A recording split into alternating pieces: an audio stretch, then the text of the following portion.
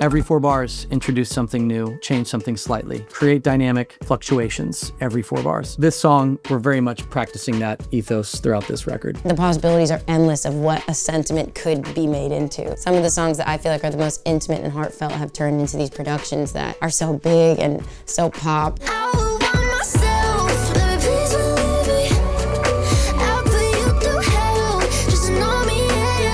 I'm Ryan Tedder on Mix with the Masters. Today we're going through a song that I co-wrote, co-produced for Tate McRae called Greedy.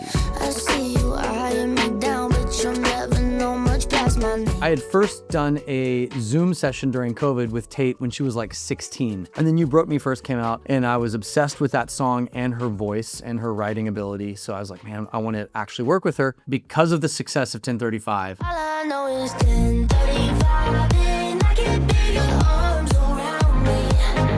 Let 'em drown me. I think it was cool for me to unlock this like thing in my brain where I'm like, okay, Tate's a dancer. We want to write something that she can move to. So like, how can her and I create this like melody for the chorus that has like tons of movement, is really dynamic. More or less, we're kind of going to strategize the team up and like force a dance record. But I didn't even have to force it, because like on that day, we sat down and said, what are you in the mood for? She was like, I want to do some early 2000s kind of like Timbaland style tempo records. And I was like, say less. And I used to do these beats all the time because I was signed to Tim for 2 years. So I was constantly trying to emulate him because I was in the room while he was doing Cry Me River. I was there the day they did it. You don't have to say what you did. I already know.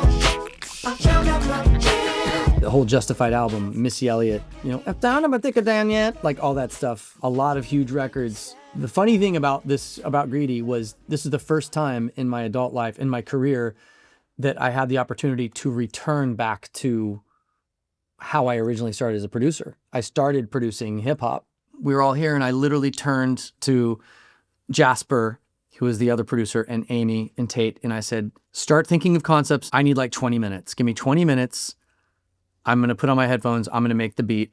I hear the drums in my head. I hear the riff. I need to find the sounds and put the beat together real quick, and then we can write to it. The first thing I did before I came up with any synthesizer or riffs or anything was focus on the drum loop. This is a pretty simple song. So those records from that era, like early 2000s, were simple. It was all about the swing and the swag of the beat.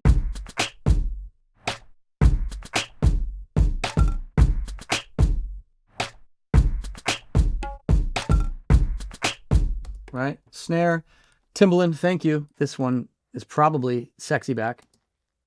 Yeah, pretty sure that's the Sexy Back snare. I'm bringing sexy back. Yeah. The mother boys don't know how to act. Yeah. I was around Tim long enough, you pick up some drum sounds. Let's get to the actual primary sound. So the day that we wrote Greedy, Tate came in with a story that I instantly resonated with. And so I felt like pretty early on we were locked in. And then Tedder and Jasper, I think one of the first things that they did, I can pull it up, was this, which goes on, this.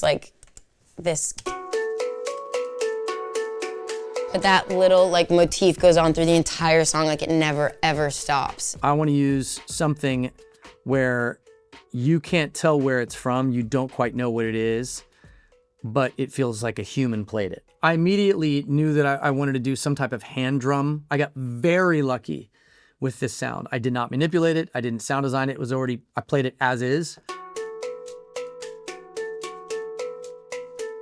You put it all together, you've got the meat and the heart of the song. He said, are you serious? I try, but I can't figure out. I've been next to you all night. It's you're about. You keep talking, but not much coming out your mouth. That pattern going through the entire song, I'm like, that is so much of what makes the song so hypnotic. I think just so many people maybe don't even realize that never stops. But it's just, this goes through the entire song, which is so cool. When I'm in the room with an artist, I like to allot like a good amount of time right off the beginning to just talk about what's going on in life. And I think it took me, that seems like so intuitive to say that out loud, but I think it actually took me a really long time to connect the dots that whatever the artist feels like they could just like vent the most about or talk about is like clearly what we should be writing about that day. And it's actually like figuring out what they're going through and what they feel comfortable, you know, like putting into song. And she was describing the situation, and she's like, I want the song to start as if I'm already in a conversation with the listener. He said, are you serious? I can't figure you out. So you start mid-sentence and it just pulls you in automatically. It's not very songwritery, which is what we love. I always like to have like a general idea of the emotion we want to hit, or like the theme, or like the exact moment somebody's experienced that we're trying to like pinpoint. And once we get that, like it could just be one word.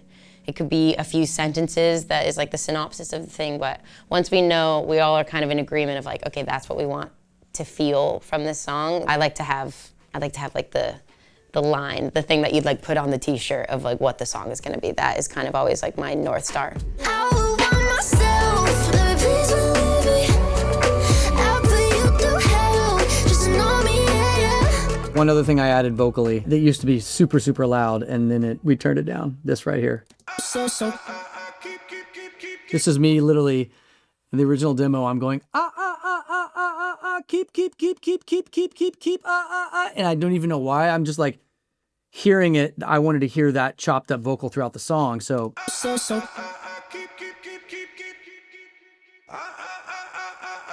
I did a couple more rounds of production on this and then brought in one of my favorite writer producers, Grant Boutin. I love that drop, and that was a Grant call. He killed all the drums right on the, and it like makes you almost like hold your breath for a second and fall into the next beat, which is one of my favorite parts of the song is this.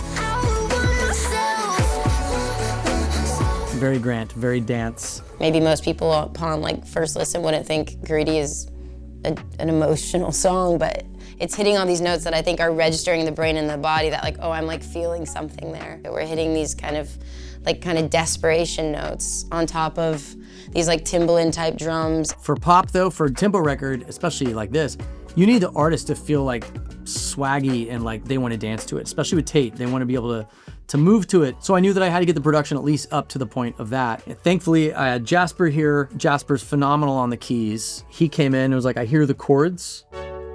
Jasper did this in 1 or 2 takes. Here's our main chords. I laid down the 808, and then Jasper came in on the 106. And then I would say the only last thing I would say in terms of production, this was an Amy Allen call. She's great with these little post-chorus chants, so hooky. She was like, we have to add this. I hear this kind of descending melody thing right here.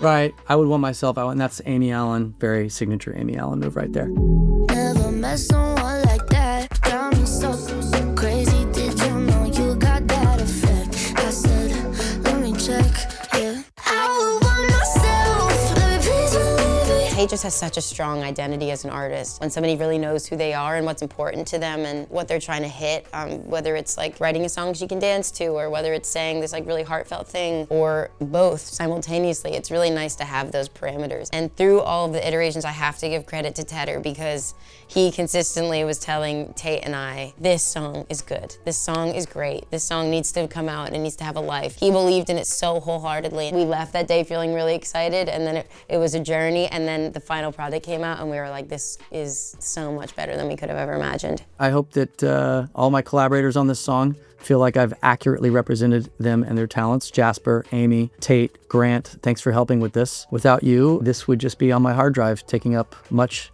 needed space.